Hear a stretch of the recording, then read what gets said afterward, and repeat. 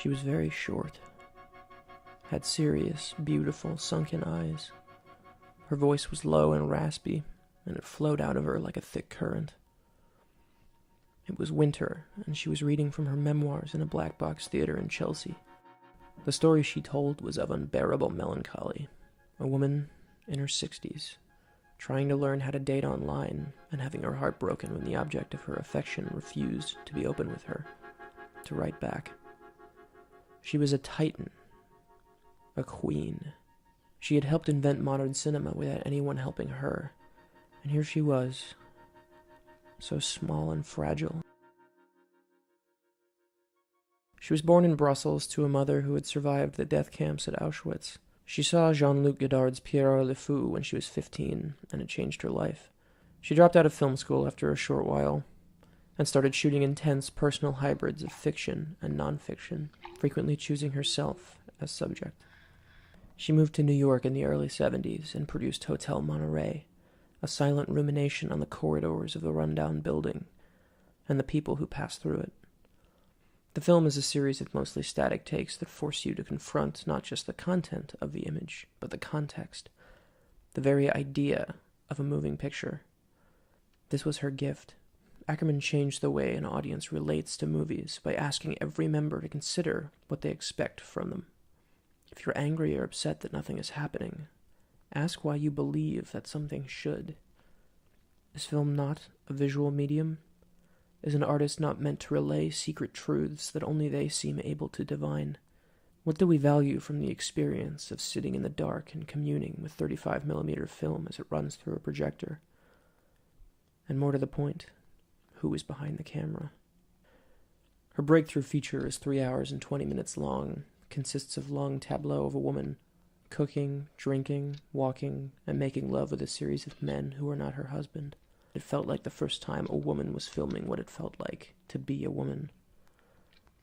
The agony of being enthralled to a male society that only had so many spaces allotted for you to discover yourself. There had been experimental filmmakers before, and many of them had asked you to stare unblinking at ordinary things until you understood something new about what film could do to the human mind. But this was different. Chantal Akerman was forcing men to look at a woman who could have been any of their wives or mothers for over 3 hours, to reckon with female identity and existence, that it is intrinsically, starkly different from the male, and that so much of modern female life is a miasmic routine.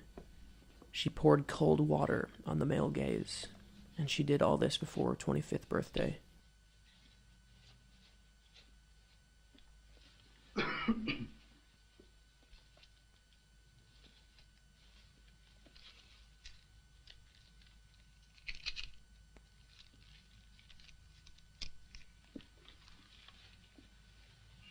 She made 3 more masterpieces before the decade was over. News from Home is a trance-like documentary that features Akerman reading letters from her mother over footage of her adopted home, New York City. Ma très chère petite fille, j'ai bien reçu ta lettre et j'espère que tu continueras à m'écrire souvent. De toute façon, j'espère que tu me reviendras vite. J'espère que tu continues à bien te porter et que tu travailles déjà. Je vois que New York te plaît, que tu es contente, alors nous sommes contents aussi, malgré qu'on voudrait te revoir le plus vite. Dis-nous quand penses-tu revenir. It gives a window into Akerman's lifelong inherited anxiety, and the ways in which her work was a tribute to the woman who so cared for her. News from Home provides a glimpse into what Akerman had left behind, and what she saw as she reads these heartbreaking missives from her past life. But it doesn't give much indication of what Akerman herself was going through. For that, look to Le Rendezvous de Anna. It's about an Akerman stand-in played by Aurore Clément, a director on a lonely nocturnal tour of major cities with her latest work. Anna is the flip side of Jeanne Dielman, a woman whose doubts escape through cracks in her expression.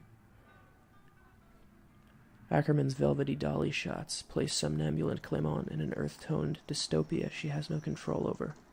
Opportunities to prove her worth in front of appreciative crowds of intellectuals come to look like a never-ending walk towards a firing squad.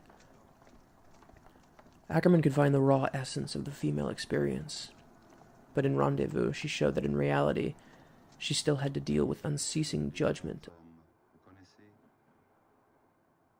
When I first discovered Akerman, I was living in a cramped Boston apartment whose ceiling slanted ominously inward where the roof came to a point.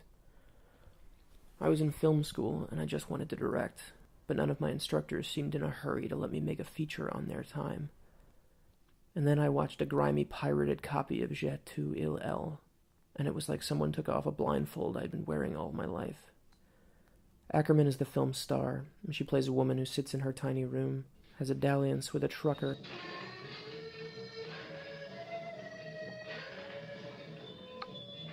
and returns to make love to an old girlfriend.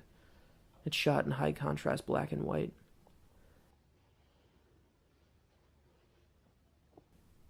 Akerman films herself like the subject of a Gustave Courbet painting, resplendent curves and pale flesh intersecting the harsh, dark interiors in which she's trapped.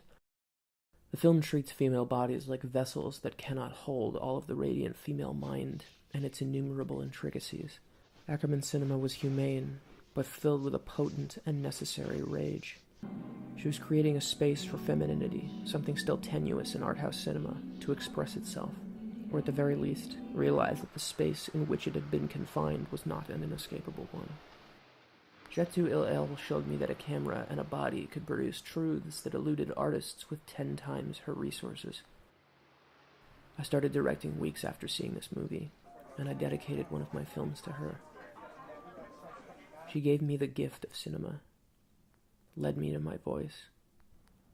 When you want nothing more than to be a better version of yourself, and someone suddenly hands you the ability to do that, you feel an exuberant debt of gratitude, one you can't wait to repay. That's what drew me inexorably towards her memoir reading that night. I wanted to be near her, to thank her in some way for having given me the tools to discover myself and become an artist. I sat there and listened to every word while people all around me walked away. I suppose in the end that's all you can do for your heroes. You can sit and experience every second of the work they've created, because they're creating for you whether or not they know it. You feel as if you understand each other. For those of us who needed her, Akerman kept the world spinning on its axis.